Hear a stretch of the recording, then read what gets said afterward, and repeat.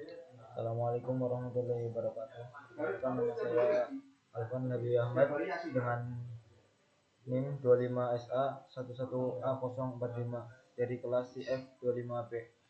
Di sini saya akan menjelaskan PPT tentang kajian tentang hak cipta.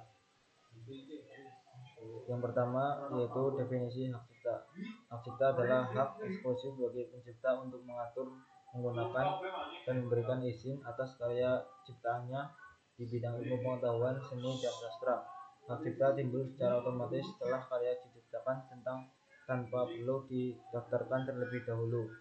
Diatur dalam Undang-Undang Nomor 28 Tahun 2014 tentang Hak Cipta. Tujuannya melindungi karya, memberi penghargaan, dan mendorong kreativitas. Selanjutnya, contoh produk hak cipta dari Indonesia. Lagu Indonesia Raya W.R. Supratman termasuk karya musik dan lirik yang dilindungi hak cipta. Walaupun menjadi lagu kebangsaan, hak moral penciptanya tetap diakui secara hukum. Yang kedua, buku Negeri 5 Menara Ahmad Fuadi termasuk karya sastra yang dilindungi karena orisinalitas ide, atur cerita, dan gaya penulisan. Yang ketiga, film Habibie dan Ainun Manoj Panjadi termasuk karya sinematografi di mana perlindungan hak cipta mencakup skenario, pengambilan gambar, dan alur cerita. Selanjutnya, contoh produk hak cipta dari luar negeri. Yang pertama, lagu Shape of You and Sharon Inggris dilindungi oleh hak cipta musik dan lirik. Lagu ini juga sempat menjadi contoh penting dalam kasus pelanggaran hak cipta di dunia musik. Yang kedua, film Frozen Walt Disney Pictures, karya sinematografi yang dilindungi termasuk karakter, animasi, naskah, dan soundtrack film. Yang ketiga, aplikasi Instagram Meta Platform termasuk karya cipta di bidang teknologi dan perangkat lunak yang dilindungi berdasarkan Undang-Undang Hak Cipta Internasional. Selanjutnya, contoh sengketa dan hak cipta. Kasus lagu Ambilkan Bulan Bu, pencipta lagu Ate Mahmud. Terjadi sengketa saat lagu digunakan untuk iklan tanpa izin ahli waris.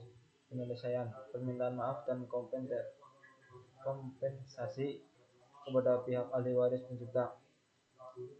Selanjutnya, kasus batik Rusmi vs batik Malaysia.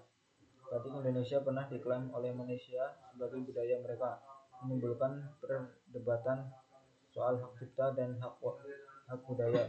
Akhirnya batik diakui UNESCO sebagai warisan budaya di Indonesia. Selanjutnya, kasus Apple vs Samsung. Apple menuduh Samsung meniru desain dan fitur iPhone. Sengketa berlangsung bertahun-tahun di berbagai negara, dan akhirnya Samsung diwajibkan membayar ganti rugi ke Apple.